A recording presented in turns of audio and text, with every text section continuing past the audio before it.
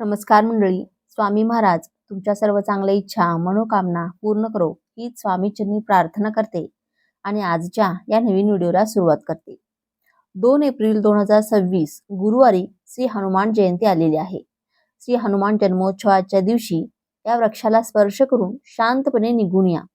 कंगाल सुद्धा बनेल धनवान. इतका पैसा येईल की सांभाळता येणार नाही. जन्मोजन्मीची गरिबी दूर होईल. जर आपण योग्य वेळी योग्य मुहूर्तावर योग्य क्रियेप्रमाणे 2 एप्रिल गुरुवारी श्री हनुमान जन्मोत्सवाच्या दिवशी या वृक्षाला स्पर्श करून आलात तर आपली गरिबी, दुःख, त्रास सर्व काही समाप्त होईल. जन्मोजन्मीची गरिबी तात्काळ दूर होईल. आपले नशीब 7व्या आकाशावर जाईल आणि जिथे जाल तिथे संपत्ती तुमच्या मागे येईल. तुम्हाला जर उपायांचे संपूर्ण फळ मिळावे असे वाटत असेल तर व्हिडिओ संपूर्ण पाहिल्यासच तुम्हाला लाभ मिळू शकतो. त्यामुळे तुम्ही हा व्हिडिओ संपूर्ण पहा आणि चॅनलवरती नवीन असाल तर सबस्क्राईब करा आणि व्हिडिओला एक लाईक करून कमेंटमध्ये श्री हनुमानांचे तुम्ही भक्त असाल तर जय श्री हनुमान असे नक्की लिहा.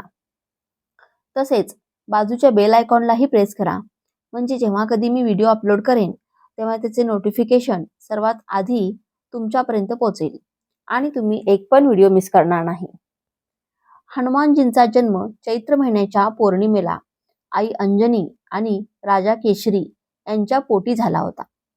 यंदा 2026 मध्ये हनुमान जयंती 2 एप्रिल गुरुवारी आलेली आहे. आजच्या या व्हिडिओमध्ये आपण अतिशय साधी सोपी पूजा करण्याची पद्धत काय आहे, त्याचबरोबर मारुतीरायांना नैवेद्य काय दाखवायचा, महिलांनी मारुतीरायाची पूजा करावी का, मारुतीला स्पर्श करावा का आणि मारुतीची मूर्ती देवघरामध्ये ठेवावी का, हनुमानजींचा फोटो जर तुम्हाला घरात ठेवायचा असेल तर तो कुठे ठेवायचा, अशी संपूर्ण माहिती आपण आजच्या या व्हिडिओमध्ये पाहणार आहोत. पौर्णिमा तिथी जी आहे ती 1 एप्रिल रोजी बुधवारी सकाळी 7:06 सुरू होईल आणि 2 एप्रिल गुरुवारी सकाळी 7:41 संपणार आहे. उदय तिथीनुसार 2 एप्रिल गुरुवारी हनुमान जयंती जी आहे तर ती आपल्याला साजरी करायची आहे. हनुमान जयंतीच्या दिवशी सकाळी लवकर उठायचं आहे. सूर्याला अर्घ्य द्यायचा आहे. असं म्हटलं जातं की हनुमानजींचा जन्म सूर्य उगवायच्या वेळी झाला होता. त्यामुळे सकाळी शक्य झालं तर लवकर उठून ब्रह्ममुहूर्तावर देवपूजा वगैरे करून घ्यायची आहे. आणि त्यानंतर आपल्याला सकाळची जी सात्विक वेळ असते, म्हणजे साध्या सोप्या भाषेत सांगायचं झालं तर जोपर्यंत ऊन कोवळं असतं त्या वेळेमध्ये हनुमानजींची पूजा आपण केली तर अतिशय उत्तम राहील. आता हनुमानजींची पूजा महिलांनी करावी का हा प्रश्न बऱ्याच जणांना पडतो. तर बघा काय नियम आहे, कोण काय करू शकतं, कोणी काय करू नये, याहूनही मोठं काही असेल तर तो आपला भाव आहे, आपली भक्ती आहे. तर पहा, भगवान हनुमानजींनी स्वतः माता सीता यांची भाऊ म्हणून त्यांचे रक्षण करता ते स्वतः रावणाच्या लंकेमध्ये गेले होते. त्यामुळे स्त्रियांनी भगवान हनुमानजींना आपला स्वतःचा भाऊ म्हणून नक्कीच पूजा करावी. त्याचबरोबर असं म्हणतात की देवघरामध्ये हनुमानजींची मूर्ती ठेवावी का, तर नाही, देवघरामध्ये आपल्या इकडे हनुमानजींची मूर्ती ठेवू नये असं म्हटलं जातं. कारण ते ब्रह्मचारी आहेत आणि आपल्या घरामध्ये नॉनव्हेज बनतं, मासिक पाळी वगैरे, सुतक या सगळ्या गोष्टी आहेत आणि आपण गृहस्थ जीवनात आपल्या सांसारिक जीवनात एवढ्या गोष्टी पाळू शकत नाही. म्हणून मारुतीरायांची मूर्ती किंवा फोटो आपल्या देवघरामध्ये ठेवू नये असं म्हटलं जातं. तर त्याऐवजी तुम्ही पंचमुखी हनुमानाची मूर्ती किंवा फोटो दक्षिण दिशेकडे तोंड करून तुम्ही तुमच्या हॉलमध्ये नक्कीच लावू शकता. यामुळे देखील आपल्या जीवनातील सर्व संकट, दुःख हे दूर होऊन आपल्या जीवनामध्ये, घरामध्ये सुख समृद्धी आणि ऐश्वर्य प्राप्त होण्यास भगवान हनुमानजी आपल्याला नक्कीच मदत करतात. म्हणजेच हनुमानजींचा फोटो उत्तर दिशेला लावू शकता, जेणेकरून हनुमानजींचे जे मुख आहे ते दक्षिणेकडे येईल. हिंदू धर्मात हनुमानजींना 7 चिरंजीवींपैकी एक मानले जाते. ते अजूनही पृथ्वीवर आहेत असं म्हटलं जातं. धार्मिक श्रद्धेनुसार हनुमान जयंतीच्या दिवशी योग्य विधी विधानाने पूजा केल्याने व्यक्तीला हनुमानजींचा आशीर्वाद मिळतो आणि त्यामुळे आपल्या जीवनातील सर्व दुःख आणि संकट दूर होतात. हनुमान जयंतीच्या दिवशी सकाळी सूर्य उदयाच्या वेळी किंवा जोपर्यंत कोवळं ऊन आहे तेव्हा जिथे आपल्याला पूजा मांडणी करण्यासाठी घरात जागा असेल, जे देवघराच्या आजूबाजूला वगैरे, ती जागा स्वच्छ करून घ्यायची आहे.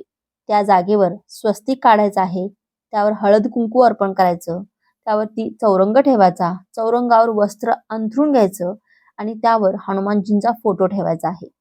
हनुमानजींचा फोटो स्वच्छ पुसून घ्यायचा, एक तेलाचा दिवा, एक तुपाचा दिवा लावायचा आहे आणि हनुमानजींना हार, फुलं, गंध लावून घ्यायचा आहे. धूप दीप ओवाळून घ्यायचे आहे आणि हनुमान जयंतीच्या दिवशी हनुमानजींना आवर्जून आपल्याला गूळ आणि फुटाणे या नैवेद्याला खूप जास्त मान आहे, म्हणून आवर्जून गूळ फुटाण्याचा नैवेद्य हा दाखवायचा आहे. त्यानंतर तुम्ही बुंदीच्या लाडूचा सुद्धा नैवेद्य दाखवू शकता. तुम्ही पानाचा विडा म्हणजे जे गोड पान असतं ते सुद्धा हनुमानजींना अतिशय प्रिय आहे. स्वतःच्या हाताने पानाचा विडा बनवून त्याचा नैवेद्य तुम्ही हनुमानजींना दाखवू शकता. किंवा केळी असेल, कोणतंही फळ असतील, ड्रायफ्रुट्स असतील किंवा जो काही गोड पदार्थ तुम्हाला घरात बनवणं शक्य होईल, तो गोड पदार्थ बनवून तुम्ही त्याचा नैवेद्य हनुमानजींना दाखवला तरी सुद्धा चालू शकतो. चुरम्याचे लाडू सुद्धा हनुमानजींना प्रिय आहेत असं म्हटलं जातं. त्यामुळे चुरम्याच्या लाडूचा सुद्धा नैवेद्य तुम्ही या दिवशी हनुमानजींना दाखवू शकता. आता जे काही यातील तुम्ही नैवेद्य हनुमानजींना दाखवाल, तर तो नैवेद्य दाखवल्यानंतर कमीत कमी अर्धा तास तरी तिथे ठेवावा आणि त्यानंतर आपण घरातील सर्वांनी तो प्रसाद म्हणून ग्रहण करायचा आहे. या दिवशी हनुमान जयंतीच्या दिवशी आवर्जून सुंदरकांडचं पाठ करणं तुम्हाला शक्य झालं तर घरामध्ये नक्की करा.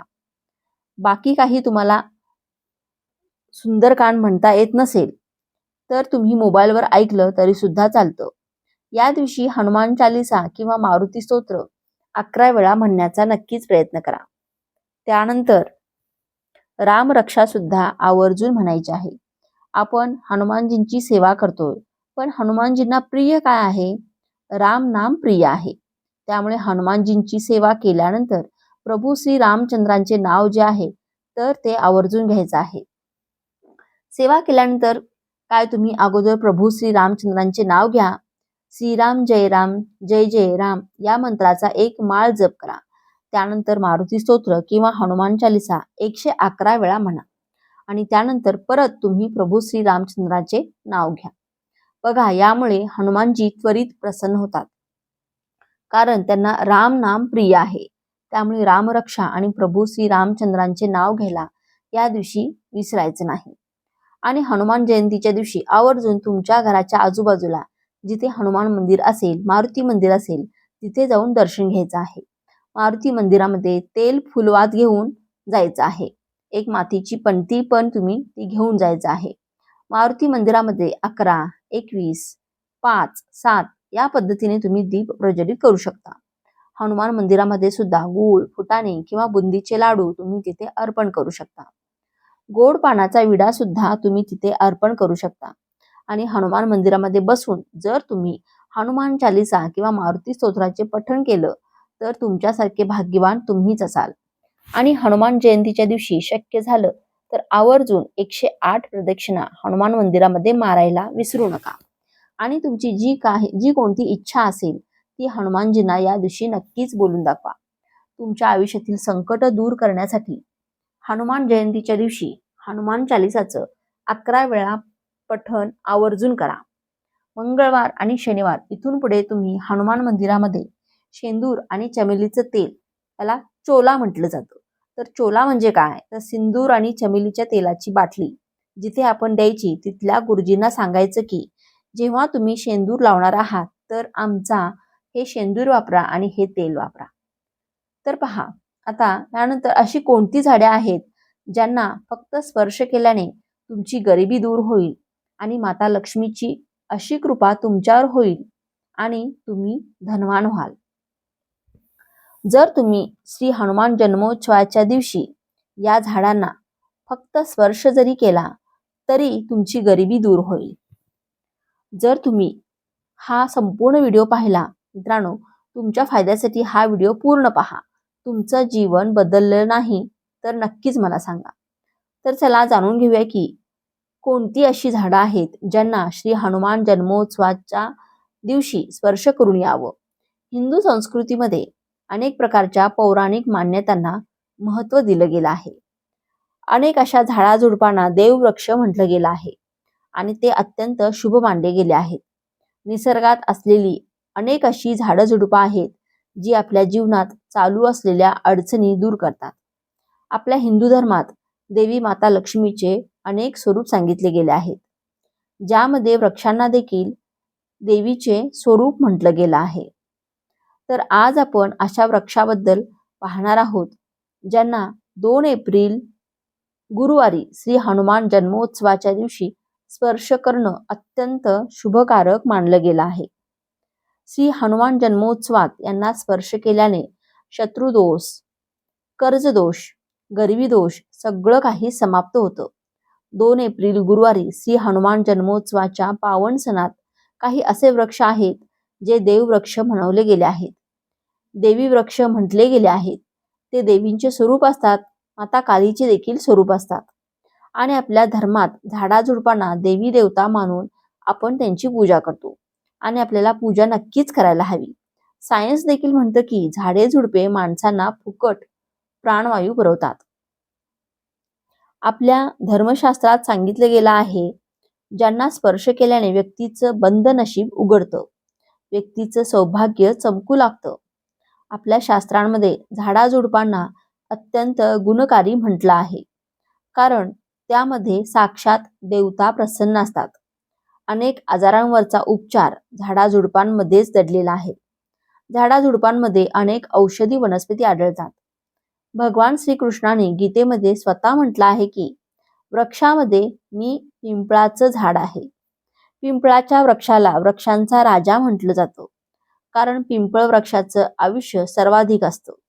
सर्वात जास्त पिंपळ वृक्ष सर्व शक्तिमान असतो.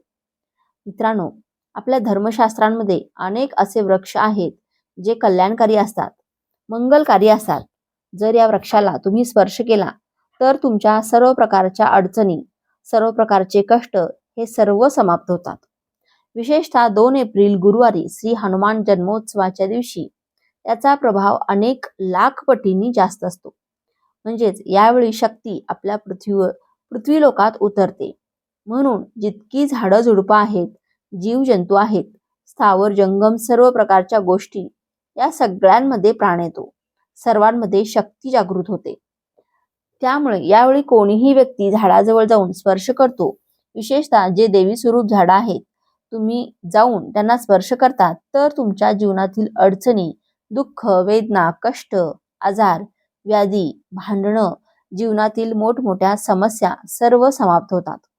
काल सर्पदोष, मंगळदोष आणि शनिदोष, राहुदोष लगेचच आपला प्रभाव दाखवतात आणि सर्व दोष नाहीसे होतात. श्री हनुमान जन्मोत्सव हा एक असा सण आहे, एक असा काळ असतो की तुम्हाला दीर्घ पूजापाठ करण्याची गरज नाही, तर फक्त 9 दिवसातच तुम्ही तुमची समस्या, तुमची गरिबी स्वतःच्या डोळ्यांनी नाहीशी होताना पाहू शकता. मी ज्या देववृक्षाबद्दल सांगत आहे ते सगळे वृक्ष तुम्हाला तुमच्या घराच्या आसपास अगदी सहज मिळतील. श्री हनुमान जन्मोत्सवात जितकं शक्य असेल तितकी देववृक्षांची पूजा अवश्य करा. पहिला जो वृक्ष आहे शमीचा वृक्ष. शमीच्या वृक्षाला जगदंबेचं स्वरूप मानलं जातं. जे शमीचे वृक्ष आहेत ते स्वतः जगदंबेचे स्वरूप आहेत. त्यावर स्वतः माता जगदंबा साक्षात वास करत असतात.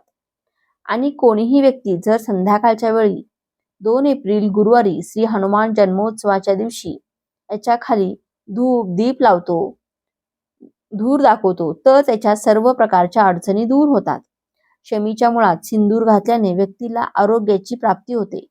जे लोक दीर्घकाळापासून आजारी आहेत, अशा व्यक्तींच्या जे घरातील सदस्य आहेत, ते लोक जे आजारी आहेत त्यांच्या शरीरावर 7 वेळा सिंदूर फिरवून शमीच्या मुळाशी अर्पण करू शकतात. मनोकामना पूर्ती करण्यासाठी हा एक मंत्र बोलताना शमीच्या वृक्षाला स्पर्श करायचा आहे. हा मंत्र बोलताना शमीच्या वृक्षाला स्पर्श केल्याने तुम्ही लगेचच म्हणजे हनुमान जन्मोत्सवाच्या वेळी याचा परिणाम पहा. जसजशी तुमची मनोकामना आहे ती तुमची पूर्ती होईल. तुमची दरिद्रता आहे ती दरिद्रता समाप्त होईल. तर मंत्र कोणता आहे तर तुम्हाला बोलायचा आहे, मम मनोर्थे पूर्यता मम दरिद्रनाश. हा मंत्र तुम्हाला बोलायचा आहे. हा मंत्र बोलताना शमीच्या वृक्षाला स्पर्श करायचा आहे. सर्व प्रकारच्या तुमच्या मनोरथांची पूर्ती होईल. तुमची जी दरिद्रता आहे ती दरिद्रता समाप्त होईल. दुसरा वृक्ष जो आहे तो म्हणजे बेलाचा वृक्ष. जो बेलाचा वृक्ष आहे तो माता पार्वतीच्या घामापासून उत्पन्न झालेला आहे. स्कंद पुराणानुसार जी माता पार्वती आहे त्या देवी स्वरूप आहेत, म्हणजेच त्या नवदुर्गेच्या स्वरूपात आहेत. तर स्कंद पुराणाच्या कथेमध्ये म्हटलं आहे, जो बेलाचा वृक्ष आहे तो माता पार्वतीच्या घामापासून उत्पन्न झालेला आहे. याच्या फांदीत माता पार्वती, मुळात ब्रह्मा, खोडात विष्णू आणि संपूर्ण भागामध्ये भगवान शंकर वास करतात. संध्याकाळच्या वेळी शिव मंदिराजवळ किंवा नवदुर्गा मंदिराजवळ असलेल्या बेलवृक्षाखाली तुपाचा दिवा लावल्याने व्यक्ती धनवान, गुणवान आणि पराक्रमी बनतो. व्यक्तीच्या सर्व प्रकारच्या मनोरथांची पूर्तता होते. तिसरा वृक्ष, या वृक्षाला देववृक्ष सुद्धा म्हणतात आणि तो म्हणजे पारिजात वृक्ष. पारिजात वृक्ष समुद्र मंथनातून उत्पन्न झाला होता आणि तो देवराज इंद्राच्या नंदनवनात स्थापित करण्यात आला होता. पारिजात वृक्ष भगवान श्रीकृष्णाने मानव कल्याणासाठी पृथ्वी लोकावर आणला होता.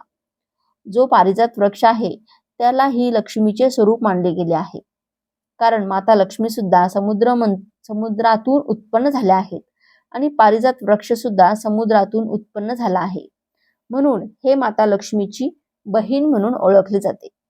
जर असं मानलं जातं की कोणीही मनुष्य त्याच्या शरीरात कितीही थकवा असो, कितीही वेदना असो, व्रताच्या काळात जर तुमच्या शरीरात थकवा आहे, वेदना आहेत, तर पारिजात वृक्षाला संध्याकाळी स्पर्श करून नक्की या. श्री हनुमान जन्मोत्सवाच्या कोणत्याही वेळी तुम्ही जेव्हा तुम्हाला वेळ मिळेल त्यावेळी जाऊन या वृक्षाला स्पर्श करू शकता.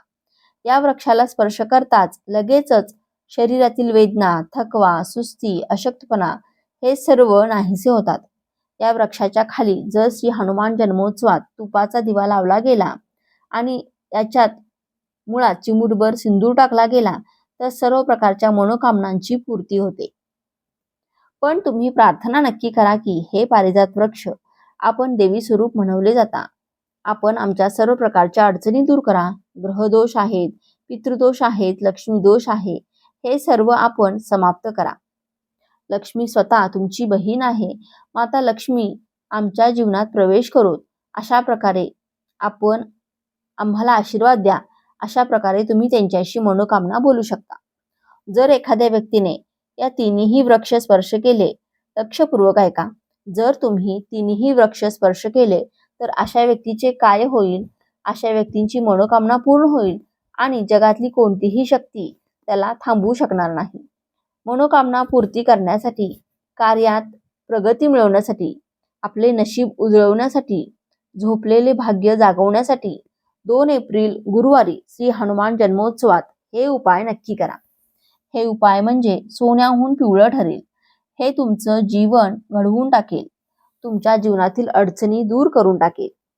त्याचबरोबर आवळा, तुळस आणि केळ्याच्या झाडावर भगवान विष्णू आणि माता लक्ष्मीचा वास मानला जातो. खरं तर तुळशीच्या झाडाजवळ रोज दिवा लावायला हवा. त्यामुळे भगवान विष्णू प्रसन्न होतात आणि केळ्याच्या झाडाची पूजा प्रत्येक गुरुवारी केली जाते. आणि यावर्षी हनुमान जन्मोत्सव 2 एप्रिल गुरुवारी आलेला आहे. त्यामुळे गुरुवारी केळ्याच्या झाडावर हळद मिसळलेलं पाणी अर्पण केल्याने तुम्हाला खूप सुखांची प्राप्ती होते. पुढचं झाड आहे कदंबाचं झाड. कदंबाच्या झाडावर माता लक्ष्मीचा वास मानला जातो. अशी मान्यता आहे की कदंबाच्या झाडाखाली बसून यज्ञ केल्याने माता लक्ष्मीजींची विशेष कृपा प्राप्त होते आणि कुटुंबात आनंदाचं आगमन होतं. तर जर तुम्हाला हा माहितीपूर्ण व्हिडिओ आवडला असेल, व्हिडिओतील माहिती उपयुक्त वाटली असेल, तर व्हिडिओला एक लाईक नक्की करा आणि चॅनेलला सबस्क्राईब करून आम्हाला प्रोत्साहित करा. तसेच हा व्हिडिओ जास्तीत जास्त लोकांना शेअर करा. धन्यवाद. श्री स्वामी समर्थ. जय श्री हनुमान.